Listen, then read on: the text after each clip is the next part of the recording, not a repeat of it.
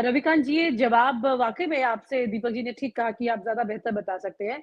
क्या मायावती एक B team जैसी इमेज बनाने के बाद ज्यादा मुस्लिम कैंडिडेट्स को टिकट देकर बैलेंस कर सकती है इस तस्वीर को? देखिए, जैसे पॉलिटिक्स में ढेर सारे परसेप्शन होते हैं, वैसा ही मुझे लगता है कि बीएसपी को बीजेपी की बी टीम होने का परसेप्शन चलता है। मैं खुद उस नजरिए से देखता रहा हूँ। लेकिन इधर की जो रणनीति है मायावती की, उसको देखने के बाद मैंने खुद जो सोचने की प्रक्रिया है उसमें कुछ बदलाव किया है। पहली बात तो ये है कि मायावती जैसी शख्सियत किसी राजनीतिक दल या किसी व्यक्ति की पिछलग्गू नहीं हो सकती। मैंने पिछले समय के जो उनके गठबंधन है उनके बारे में थोड़ा बहुत इधर पढ़ा है, और उनकी जो अपनी पर्सनालिटी है उस पर भी मैंने गौर किया है। मायावती किसी की पिछलग्गू नहीं हो सकती। 3 बार वो बीजेपी के सहयोग से मुख्यमंत्री बनती हैं, अपनी शर्तों पर बनती हैं, और जहां भी उनको लगता है कि बीजेपी हस्तक्षेप करती है वो ब्रेक करके निकल जाती है। अखिलेश के साथ भी उन्होंने वही काम किया, 10 सीटें उनको मिली और बाद में गठबंधन तोड़ करके वो निकल गए। तो ये पहली बात तो मुझे ये लगती है कि बी टीम वो नहीं हो सकती। तो रविकांत जी, अभी अगर चुप वो रहने में बीजेपी कौन के सा साथ, फायदा देखा था मायावती जी ने? हाँ, ये मुझे लगता है कि ज्यादा महत्वपूर्ण सवाल है। मायावती जो चुप रही हैं उसका फायदा उन्हें अब मिल रहा है, और वो कैसे मिल रहा है मैं आपको बताता हूँ। मायावती के 2-3 चीजें हैं जो उनको अभी प्लस कर रही हैं। एक तो उन्होंने खामोश रह करके लगभग ये परसेप्शन दे दिया, और उस पर हम लोगों ने भी बात की खूब, कि मायावती की राजनीति अब ढलान पर है।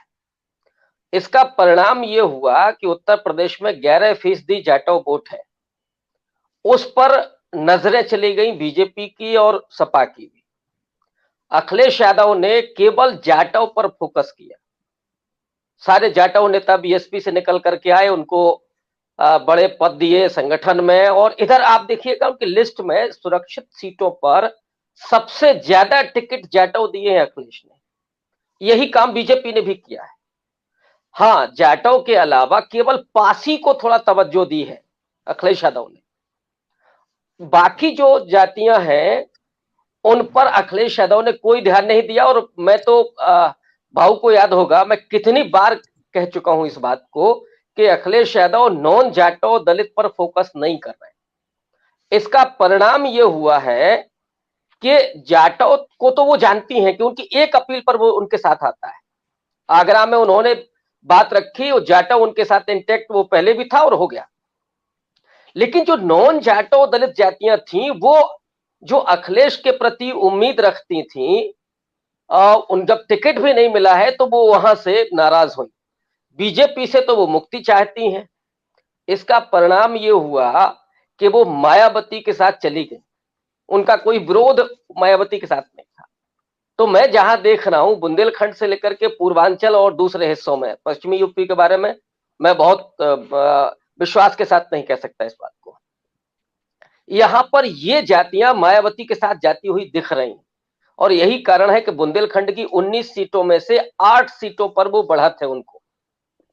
कानपुर देहात की 4 सीटों पर बढ़त है इस समय, और मैं बहुत सारी जगह गिना सकता हूं। तो ये उनकी स्ट्रेटजी थी, खामोश रह करके। दूसरा ये था कि वो किसी तरह का कोई विरोध या कोई नकारात्मक भावना नहीं पैदा करना चाहती थी किसी भी समाज में। बीजेपी पर उन्होंने हमला इसलिए नहीं किया, जो मेरा अपना एनालिसिस है, मैं ये नहीं कह रहा हूं कि मायावती है, कि जानती है कि बीजेपी का जो कोर वोटर है, अगड़ी जातियां हैं, अगर वो हमला करती है तो शायद वो नाराज हो जाती। आज जो अगली जातियां बीजेपी को छोड़ रही हैं, उनकी उसके बाद पहली पसंद बीएसपी बन रही है, सपा नहीं बन रही।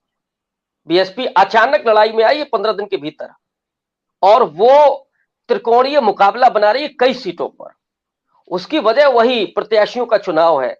अखिलेश ने कई जगह अपने समीकरण बिगाड़ दिए हैं, या तो इतने कमजोर प्रत्याशी उतार दिए हैं, या प्रत्याशी 2-2 3-3 बार बदले, और वहां पर नाराजगी इतनी जातियों में हो गई है कि अब वो संभालना मुश्किल हो गया है। और लोग बीजेपी से छुटकारा पाना चाहते हैं। इस वजह से वो अब जो भी विकल्प देख रहे हैं, कुछ जगहों पर कांग्रेस विकल्प पर नहीं तो वो कांग्रेस के साथ जा रहे हैं। ये रणनीति मायावती की खामोश रहने की आज काम आई है। किसी भी जाति में मायावती का विरोध नहीं है आज उत्तर प्रदेश में, ये सबसे बड़ा प्लस पॉइंट उनका है। लेकिन सवाल आप रविकांत जी, कितने भी बहुत खड़ा सारी करें, जातियों में आप जाकर के देखे हैं जमीन पर, तो लोग बहुत नाम भी तो नहीं ले रहे हैं, विरोध नहीं कर रहे हैं, तो हाँ, लोग साइलेंट मोड में नाम नहीं ले, चल मैं रहे हैं। वही कह रहा हूं, मैं वही तो कह रहा हूं कि जहां अखिलेश का कैंडिडेट कमजोर है वहां पर वो मायावती के साथ जा रहा है। मैं यही बात कह रहा हूं कि उनका समर्थन नहीं था। 15 दिन पहले बीएसपी नहीं थी लड़ाई में, इस बात को हम लोग भी कह रहे थे। लेकिन अब जो परिस्थितियां बन रही हैं, उन परिस्थितियों में जैसे लखनऊ के आसपास से लेकर के बुंदेलखंड तक का एरिया, चूंकि मैं वहां से जुड़ा हूं और मैं जान रहा हूं, वहां पे जो परिस्थितियां बदली हैं, विरोध बीजेपी का है। जो परसेप्शन इस समय है वो एंटी गवर्नमेंट है, वो प्रो एसपी नहीं है। इसका फायदा मायावती को मिल रहा है कि जहां बीजेपी को हराने के लिए कैंडिडेट अगर बीएसपी का मजबूत है और सपा का कमजोर है, हाँ सपा का अगर मजबूत है तो प्राथमिकता सपा की, लेकिन अगर बीएसपी का प्रत्याशी मजबूत है तो वो जातियां उनके साथ जाती हुई दिख रही हैं।